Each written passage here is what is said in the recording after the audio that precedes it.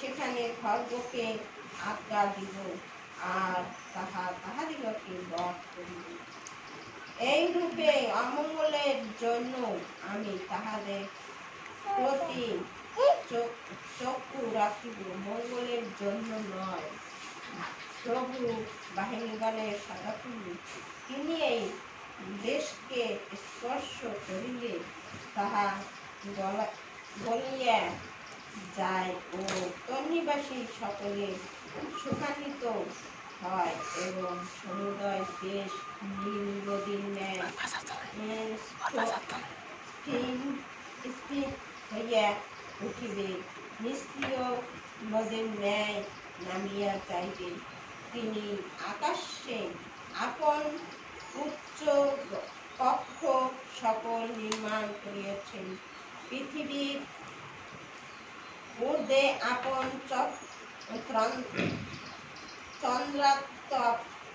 চন্দ্রাতপ স্থাপন করিয়াছেন।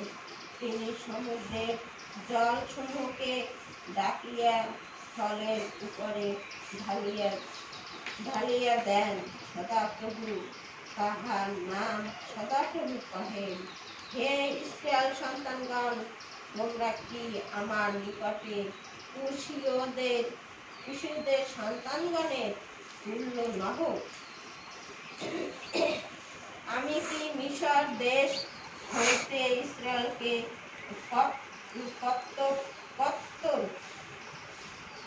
কপ্তর হইতে পলিষ্টীয়দিগকে এবং তীর হইতে অরামীয় দিগকে আনি নাই? দেখো, প্রভু সদাপ্রভু এই পাপিষ্ঠ রাজ্যের উপরে দিয়েছে, আর আমি ভূতল হইতে ইহা উচ্ছিন্ন করিব, তথাপি যাকবের কুলকে একেবারে উচ্ছিন্ন করিব না, ইহা সদাপ্রভু বলেন। কারণ দেখো, আমি আজ্ঞা দিব, আর যেমন কুলাতে শস্য চালে, তদ্রূপ আমি সমুদয় জাতির মধ্যে ইস্রায়েল কুলকে চালিব। তথাপি এক কণাও ভূমিতে পড়িবে না। আমার